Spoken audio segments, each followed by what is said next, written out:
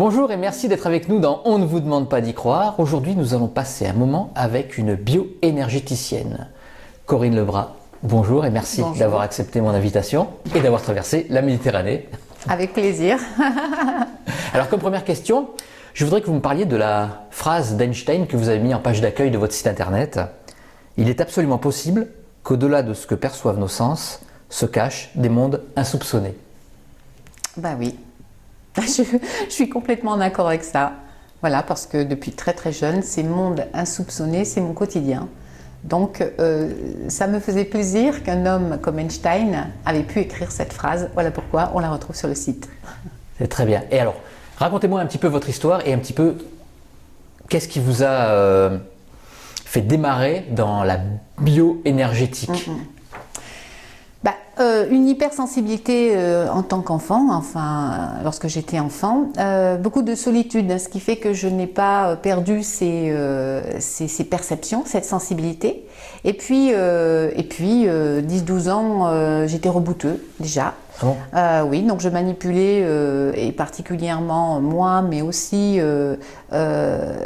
parfois sous forme de jeu, parce qu'à ce moment-là, je ne savais pas ce que je faisais, d'autres personnes. Et puis avec le temps, je suis devenue magnétiseur, parce que ça évolue toujours. Ouais. Ça, je voudrais vraiment insister là-dessus, parce que on commence à percevoir des choses en général, des vibrations, des taux vibratoires très bas. Donc il ne faut pas s'inquiéter, c'est plutôt bon signe, même si ce n'est pas très agréable au début. Puis petit à petit, ça évolue, et nos sens vont s'aiguiser et on va devenir de plus en plus sensible, de plus en plus réceptif. Et puis on va continuer comme ça. Donc je suis devenue magnétiseur, puis après je suis devenue bioénergéticienne, parce que c'était pour moi le terme qui correspondait… qui englobe tout ça. Voilà, qui englobe tout ça. Et comment je me suis rendu compte de ça?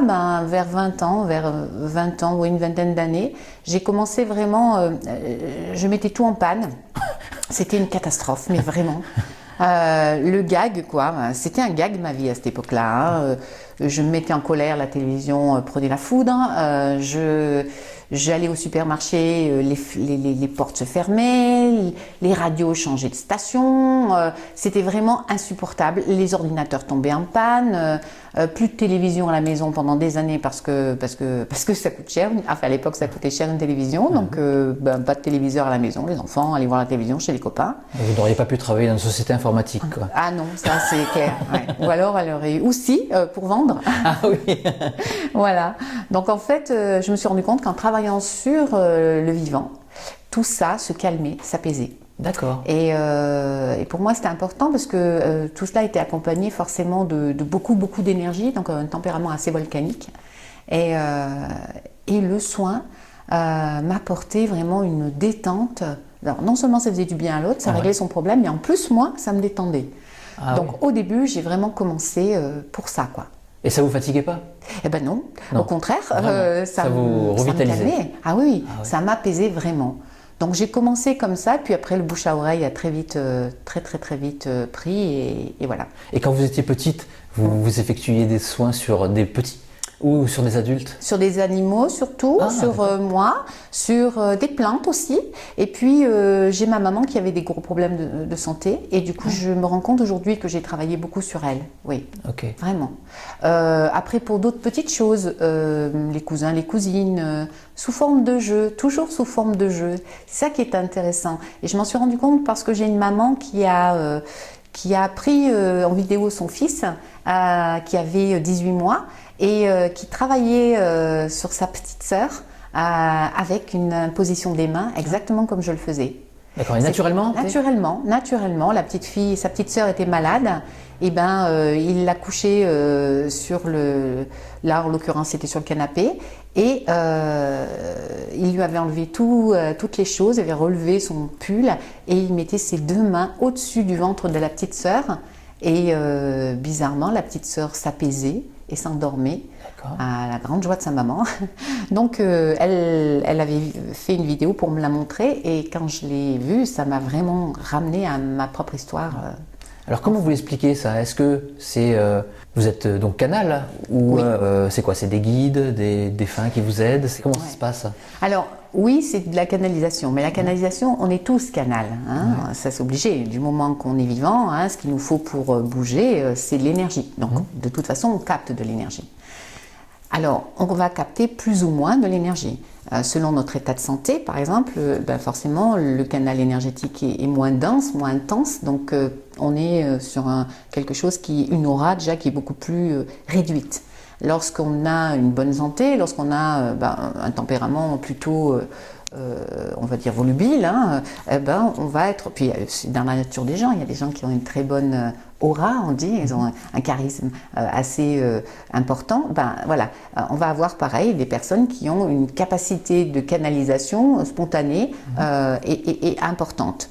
Et le problème, c'est qu'est-ce qu'on en fait de cette énergie. Donc, beaucoup vont peut-être aller vers l'art, la musique, ce genre de choses. Hein, et puis d'autres qui n'auront peut-être pas eu cette capacité ou cette possibilité d'étudier d'autres façons d'exprimer, vont comme moi, développer d'autres facultés. Mais il y a une conscience qui pour moi est importante, c'est un petit peu...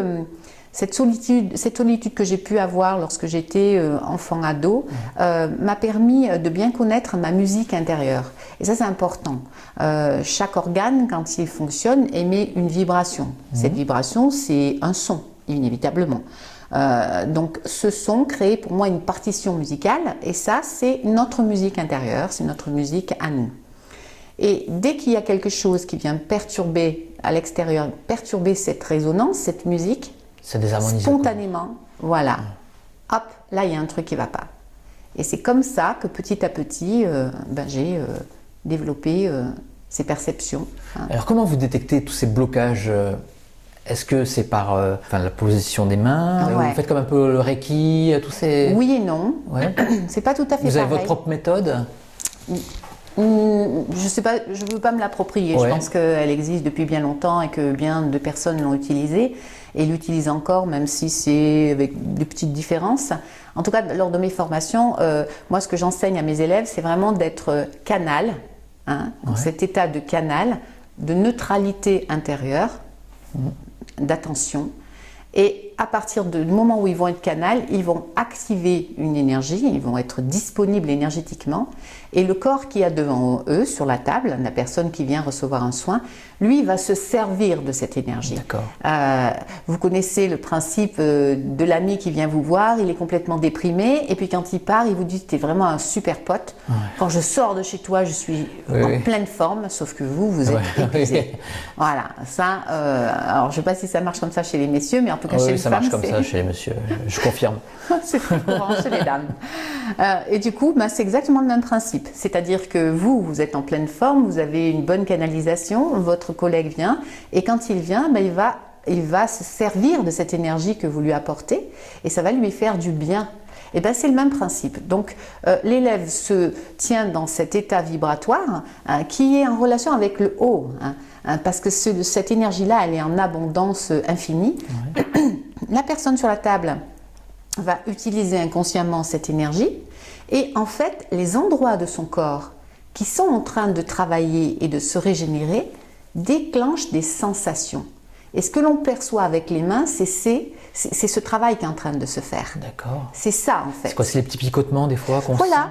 Des picotements, des sensations de froid, de la chaleur, du vide. Il peut y avoir des milliers de sensations, tout dépend de chacun, tout dépend de...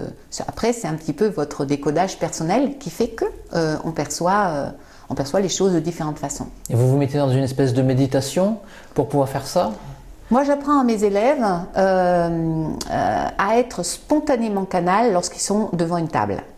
C'est la référence. C'est-à-dire que pendant des jours, pendant au moins, on se voit un week-end par mois, mais pendant toute une journée, il va y avoir une 60aine de personnes qui va passer pour recevoir du soin. Et en fait, les personnes qui vont se mettre sur la table, à chaque fois, l'élève va se mettre devant et je lui demande d'être en canalisation. Donc très vite, mais en 2 week-ends, ça y est, c'est fait, cet automatisme est spontané. Donc, dès qu'ils sont devant la table, ils sont en canalisation. Ça, c'est acquis. Et à partir de là, eh ben, il y a les perceptions qui commencent à venir. Mais ils changent donc leur état de conscience? Comment ça se passe? Oui, Ils se disent je suis en canalisation, donc je suis en canalisation. Il faut le sentir. À l'intérieur de soi, on sent. Vous parliez tout à l'heure de picotement. Ouais. À l'intérieur de soi, on sent. C'est comme un souffle. On va d'ailleurs utiliser le souffle aussi pour sentir cette canalisation. Voilà. Alors, je dois peut-être, voilà, j'ai peut-être un atout intéressant, c'est que depuis toute petite, je vois les auras. Vous savez ce que c'est les auras? Bien sûr. Voilà. Expliquez-nous. Eh ben non, mais en fait, l'aura est tout simplement l'émanation du corps, hein, les émanations du corps, différentes couleurs, différentes forces. Quand j'étais petite, j'ai appris à regarder mes pieds en marchant en ville pour pas me sentir toute l'agressivité. De ces couleurs. C'est-à-dire que vous pouvez voir les auras de tout le monde, oui. Tous les gens qui vous croisent. Oui. Ça peut être très joli, mais bon, c'est pas forcément. Pas forcément, effectivement. Voilà. Donc j'avais appris à regarder mes souliers et comme ça, je voyais pas ce qu'il y avait autour. Bon, en grandissant, j'ai appris à ne regarder que lorsqu'on me le demande, parce que c'est important de respecter aussi. Et puis à qui j'ai affaire aussi, peut-être, ouais. Ça peut être intéressant, puis c'est pas forcément négatif. On est tous sur un chemin, donc on a tous un travail à faire. Et la couleur de l'aura, c'est quelque chose, c'est-à-dire qui, selon si vous êtes amoureux, vous attendez votre amoureuse au coin de la rue, elle va arriver dans un quart d'heure, vous êtes pétillant, plein d'énergie, merveilleux. Elle vient pas, et ben l'énergie, poum, elle tombe. Quoi. On passe du rose au noir. Voilà, c'est ça. Du rouge bordeaux. En tout cas, voilà. Donc c'est très, ça change tout le temps en fait. Donc voilà. Mais l'avantage dans la formation, c'est que si mon élève n'est pas un canal, moi je le vois tout de suite. Ah oui, il peut pas tricher là. Donc voilà. Et parfois, ça m'arrive d'être avec un groupe et de leur dire, dites donc derrière là, faudrait se recanaliser parce que voilà, ou de voir quand ils sont fatigués, parce que quand on a maintenu ça pendant une matinée, par exemple, l'après-midi, ça se déconnecte facilement. Alors, quelle couleur on est quand on est canal? On est dans un blanc cristallin, enfin c'est pas du blanc, voyez-vous, vous regardez du cristal de Carrare, là, bah voilà, c'est ça. C'est le canal central, il est comme ça. Ça irradie. Oui. Tout autour. Oui. On peut parler d'arc-en-ciel, puisque c'est cette particularité, ouais. Mais ça ne veut pas dire qu'il faut avoir cet état arc-en-ciel. C'est pas ça. On ne cherche pas à voir. On cherche pas à voir. On n'est pas d'intention d'être arc-en-ciel ou je ne sais pas quoi. On ressent à l'intérieur de soi, et quand on sent avec le souffle que tout circule librement, qu'il n'y a plus rien qui vient perturber les pensées, on est complètement disponible, là on est canal. Et les soins à distance, est-ce que vous les faites? Oui, il n'y a rien de plus simple, le soin à distance. C'est encore plus facile, j'ai envie de dire, que lorsqu'on a... Bon. Alors pour moi, parce qu'en fait, si la personne est à distance, eh ben, c'est formidable, parce que en fait, je ne reçois pas, je ne suis pas influencée, je ne perçois pas sa musique intérieure qui peut être bouleversante ou gênante. À distance, c'est encore plus facile. Ça peut être fait à quelqu'un que vous ne connaissez absolument pas, que vous ne connaissez... Oui. Comment ça se passe? On vous appelle? Est-ce que vous pouvez me faire un soin à distance? Oui, bien sûr, bien sûr. Il suffit que les gens prennent un rendez-vous à distance. Enfin, ils me disent, bon ben voilà, je veux un rendez-vous entre telle heure et telle heure. Ouais. Oui, c'est surtout pour que je sois disponible, voilà. Mais une fois que ça est fait... moi je travaille avec toute ma petite famille, mes enfants et tout ça, et même parfois je me connecte juste à eux pour savoir si tout va bien, même si je peux pas tricher avec vous. 15 jours, je n'ai pas eu de nouvelles. Hein. Comment ça se passe chez eux? Oula, c'est un peu houleux. Bon, alors j'appelle et puis on discute, on apaise tout et hop, c'est reparti. Si tout va bien, c'est bon, ça peut attendre. Mais oui, je crois que c'est... En fait, c'est un petit peu comme votre téléphone portable. Ouais. Vous n'avez pas besoin d'avoir le nom de la personne, toute sa vie et tout. Quand vous appelez, vous avez juste un numéro. Ouais, voilà, donc moi j'ai juste un prénom ou un nom et ça suffit. À partir de là, on est branché sur la longueur d'onde de cette personne-là. Et vous arrivez à savoir quel est le problème de la personne? Oui, bien sûr. Ouais. Oui. Elle ne vous le dit pas avant? Non. Très souvent les gens ne me disent rien. Hein. C'est mieux comme ça. S'ils disent tout, il n'y a plus trop d'intérêt. Enfin, il n'y a plus d'intérêt. Ça enlève le côté magique, mais voilà. Non, ça enlève le côté découverte. Moi, je dis souvent à mes élèves, prenez le temps de parler avec les gens, mais après le soin. Et est-ce que vous arrivez à détecter un problème qui, par exemple, quelqu'un qui a mal à la tête tout le temps, qui dit « oh, j'ai mal à la tête, je ne comprends pas pourquoi j'ai mal à la tête », mais en fait, ça vient de... Ça vient peut-être un problème qu'il avait eu il y a 2 ans ou 3 ans, un problème amoureux, je ne sais pas, enfin quelque chose comme ça. Oui. Est-ce que vous arrivez à le détecter, vous? Oui. Alors, le corps, c'est qu'un témoin, Ouais. d'accord? Tous nos organes ne sont que le témoin de ce qui se passe à l'intérieur de nous, de nos émotions. Hein. Qu'est-ce qui fait que cette énergie, elle va aller plus vers le foie ou vers la rate ou pas justement vers le foie? Du coup, on digère mal. Qu'est-ce qui fait cela? C'est parce que chaque organe est relié à une émotion. Et donc, si on a beaucoup de colère, ça veut dire qu'il y a un excès d'énergie. Et donc là, on risque d'avoir des problèmes de maux de tête, justement. Ah, d'accord. On risque d'avoir d'autres symptômes. Hein. En fait, dès qu'on va être canal, même si c'est à distance, tout de suite, le premier organe qui va prendre de l'énergie, ça va être celui-là. D'accord. Et donc, on va, avec le temps, on identifie, là, c'est pour les élèves qui ont commencé en septembre, on est maintenant là au mois de mars, on a commencé à identifier un petit peu. Rappelez-vous de cette musique intérieure dont je parlais. Oui. Maintenant, on va essayer, c'est pas on va essayer, on va commencer, parce qu'ils ne font pas qu'essayer, on va commencer à essayer de trouver la musique du piano, la musique du violon, la musique de... Et ça, en fait, ce sera la musique du foie, la musique de la rate, la musique des intestins, la musique... Et en identifiant cela,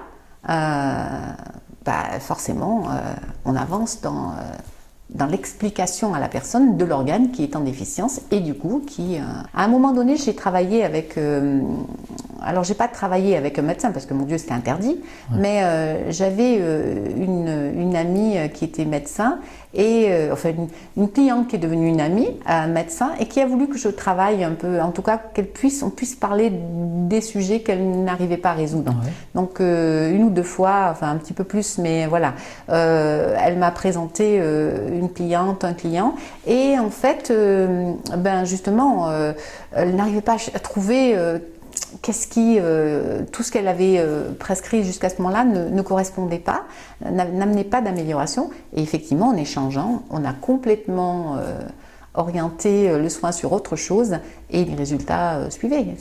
Donc il y a quelque chose de super intéressant à faire. Ça, vous l'avez appris avec l'expérience ou alors vous l'avez appris avec la médecine chinoise? Alors voilà. Moi, la médecine chinoise, j'ai fait une petite formation de médecine chinoise il y a à peu près 7-8 ans, qui m'a apporté un grand soulagement ou une grande facilité pour expliquer un petit peu tout ce que je percevais, mettre de l'ordre, voilà, mettre de l'ordre dans les explications, dans ce qui se passait. Voilà. Donc ça m'a vraiment appris, ça m'a vraiment donné cette possibilité de pouvoir expliquer clairement ce qu'il en est. Puis ça confirmait peut-être vos ressentis. Oui, complètement. C'est ça. Ouais. Donc là, vous voyez qu'ils ne disent pas n'importe quoi même. Ah oui. Oui, puis on rejoint vraiment les scientifiques, on rejoint les neuropsychiatres, toute une grande série de personnages qui se sont posés des questions, comme Einstein, au-delà. Peut-être plus Poincaré, de la médecine quantique. Ouais. Mais vous savez, intéressant, il y a quelque temps en France, la sécurité sociale ne veut plus rembourser l'homéopathie. J'ai entendu ça. Ouais. Voilà, donc ça c'est fabuleux parce que pour pouvoir rembourser un médicament, il faut prouver son activité. Et l'homéopathie, à part du sucre et puis une trace éventuelle mais extrêmement lointaine de quelque chose, il n'y a rien qui prouve une action, voilà. Mais il y a quand même des milliers de gens qui utilisent et des milliers de médecins qui conseillent ces produits-là et ça fonctionne. Donc, dans la non-reconnaissance de cette homéopathie, ils reconnaissent une possibilité du corps à se régénérer tout seul avec un déclencheur. Donc, c'est quelque chose d'extraordinaire. Là, on a fait un pas énorme. Mais il y a un truc que je trouve rigolo et voire hallucinant, c'est que on reconnaît l'effet placebo, on le reconnaît, alors que c'est quand même un effet qui est plutôt magique, mais on a du mal à reconnaître la pensée créatrice. Complètement. Donc c'est très bizarre ce paradoxe en fait. Exactement, ouais. C'est tout à fait, je suis complètement d'accord avec vous. C'est comme la régénération des cellules du corps. Il y a jusqu'à pas très longtemps, on disait que non, les cellules, les neurones ne se régénèrent pas. Et bien ils ont découvert maintenant, avec une technologie plus avancée, que même les cellules du cerveau se régénèrent. Donc, ça veut dire que notre corps est capable, si on fait ce qu'il faut, de se régénérer en totalité. Et ça, c'est quand même, sur le plan de la santé et du bien-être, c'est quand même une sacrée révélation. Et à votre avis, c'est quoi l'avenir? Est-ce qu'on va vivre, pas éternellement, parce qu'à un moment, il va bien falloir mourir quand même, pour aller rejoindre un petit peu là-haut, ou alors on va vivre jusqu'à quoi, 300, 400 ans, où on va mourir quand on veut? Est-ce que c'est ça l'avenir? Alors pour moi, ce qui est certain, et je pense que, alors c'est vrai que là, le public qui est aujourd'hui présent ne me connaît pas, donc peut-être, voilà, mais pour ce qui est de la France, on me connaît peut-être un peu mieux sur mon site, et on peut voir qu'en 3 années chez moi, il y a eu une transformation totale. Mais quand je dis totale, totale. Donc je vous invite à aller voir sur le site. Transformation à quel niveau? Du corps physique. Ah, de votre corps physique? Du corps physique, oui, oui, oui. Une transformation totale parce que j'ai décidé d'aborder un sujet, d'aborder vraiment ma problématique, mais à l'intérieur de moi. Plutôt que de chercher toujours une solution à l'extérieur, je me suis dit, bon, ça suffit, il faut que tu ailles à l'intérieur. Alors ça m'a amené à aller chercher des choses à l'extérieur, de me faire aider quand j'en avais besoin par l'extérieur.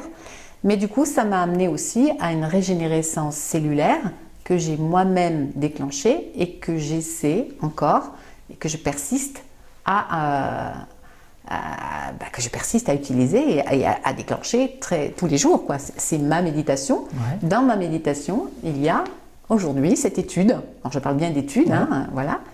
Pour l'instant, elle est plutôt très positive.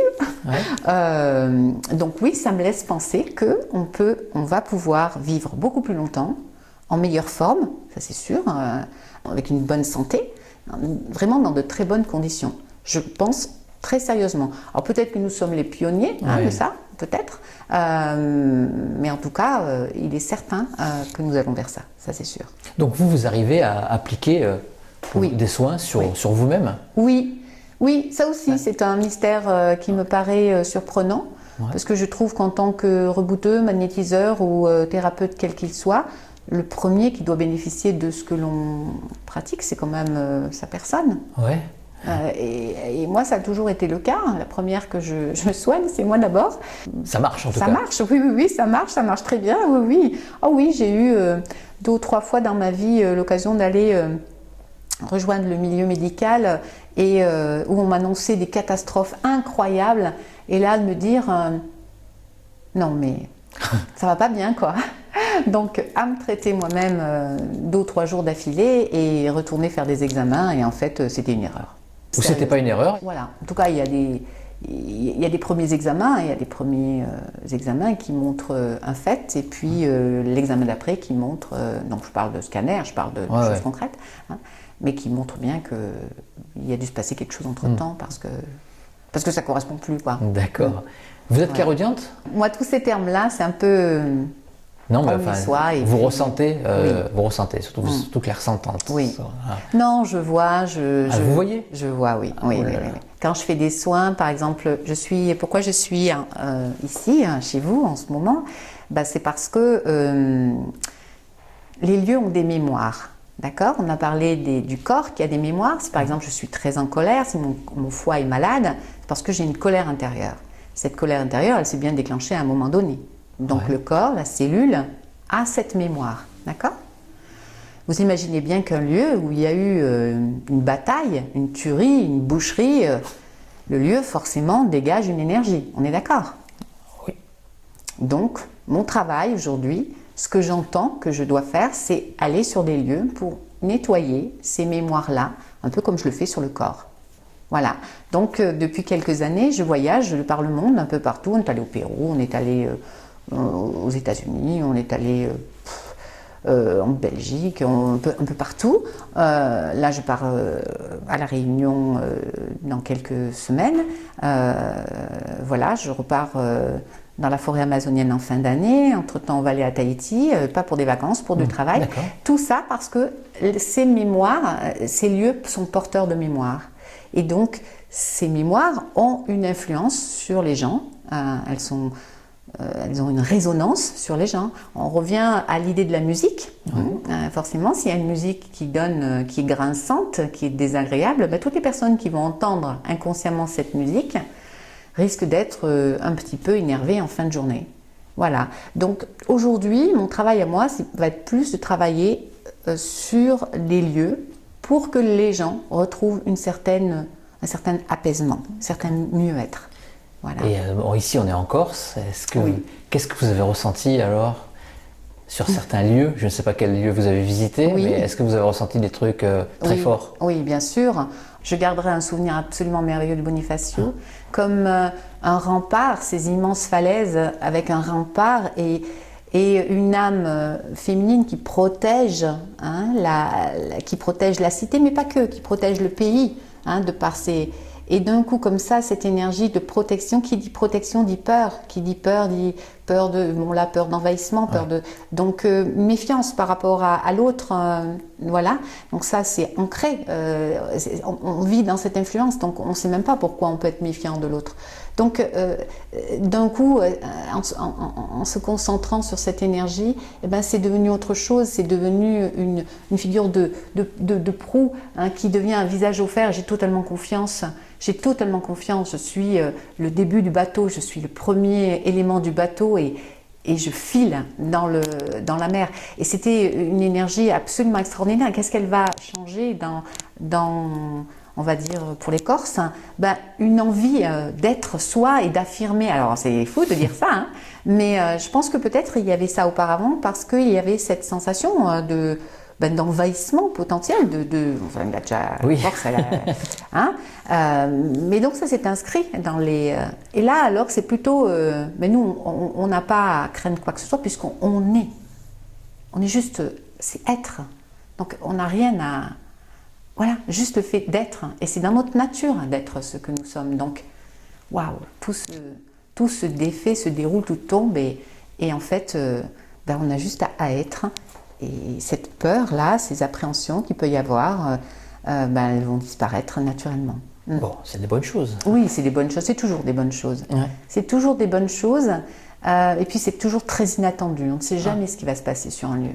Vous avez eu des lieux où, pas qu'en Corse, mais où c'était vraiment insupportable pour vous? Oui, oui.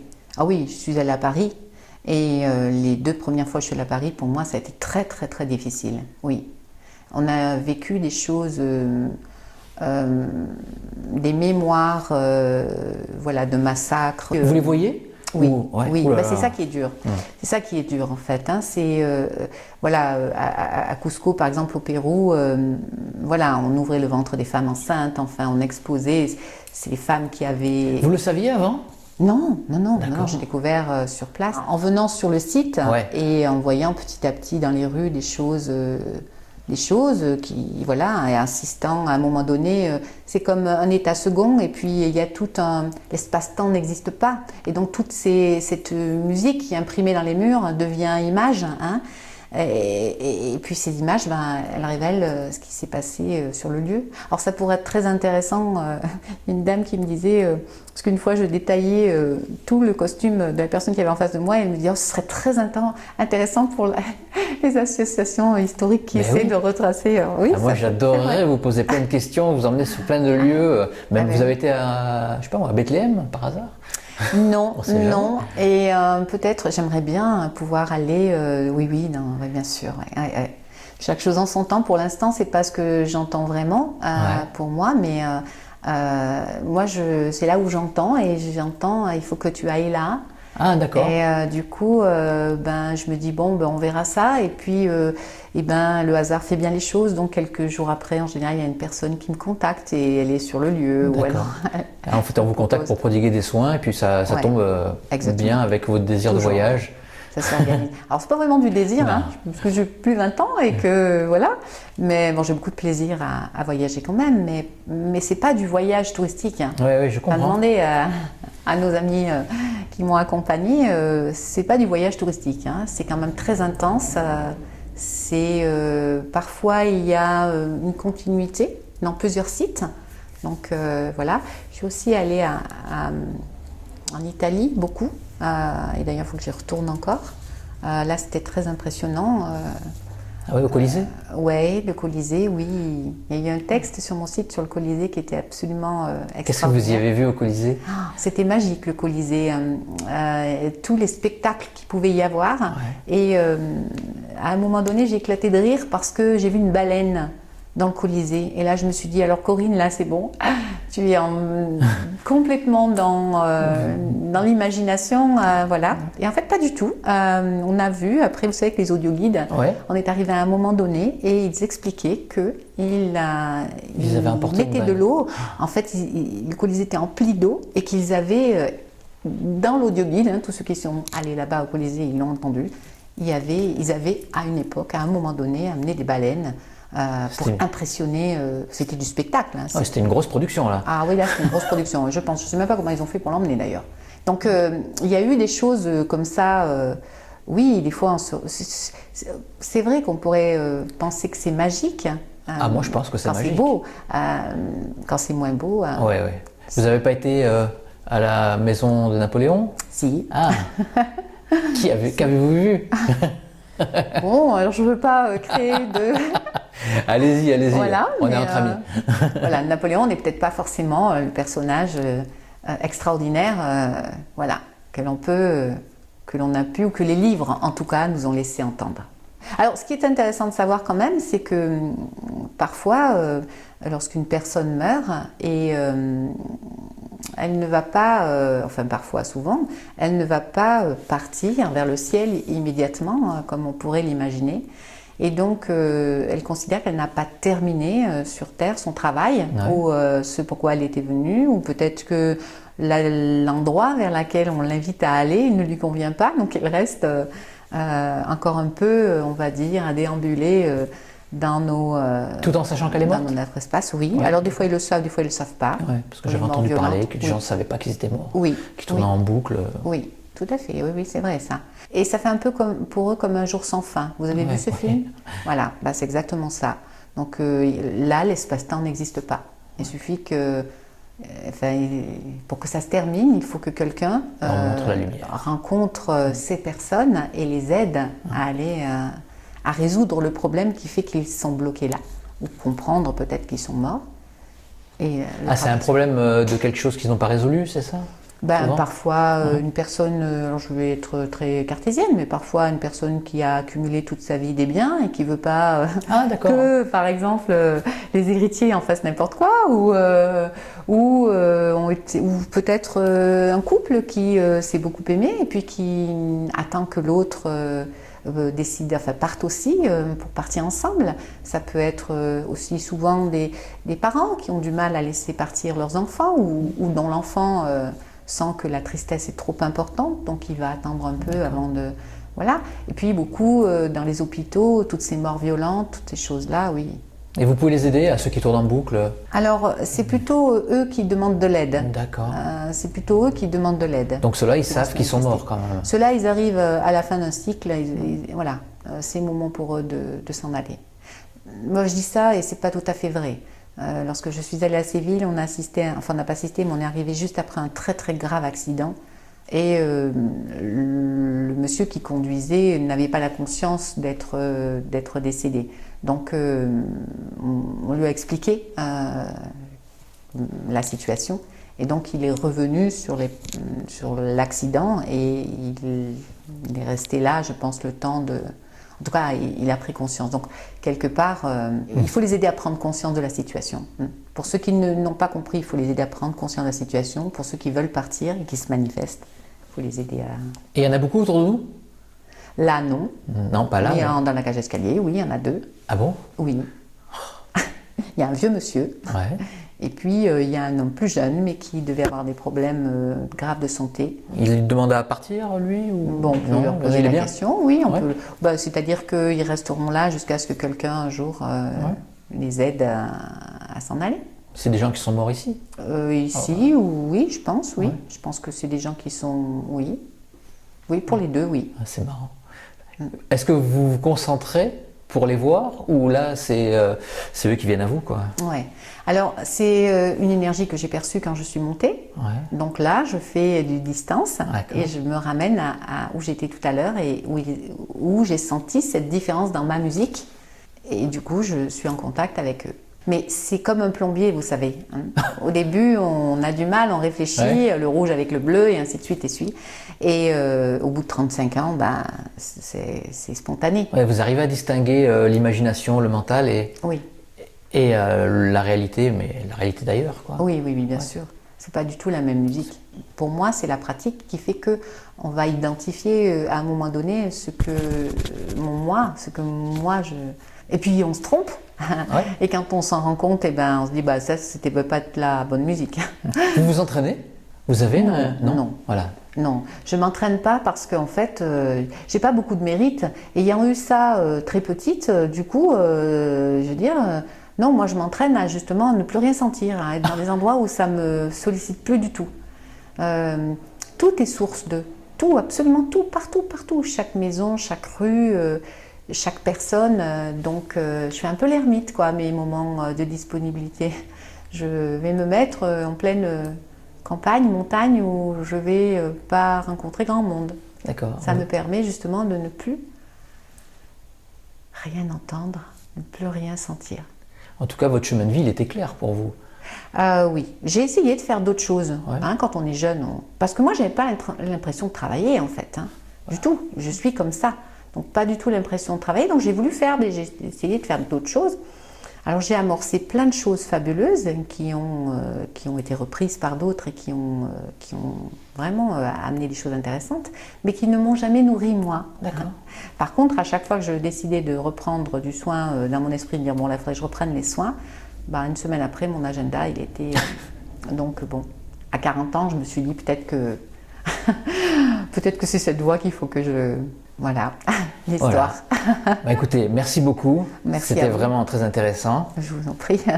Et à la prochaine fois. À la j'espère. prochaine fois, avec plaisir. Sur On ne vous demande pas d'y croire. Ça, c'est formidable. Merci.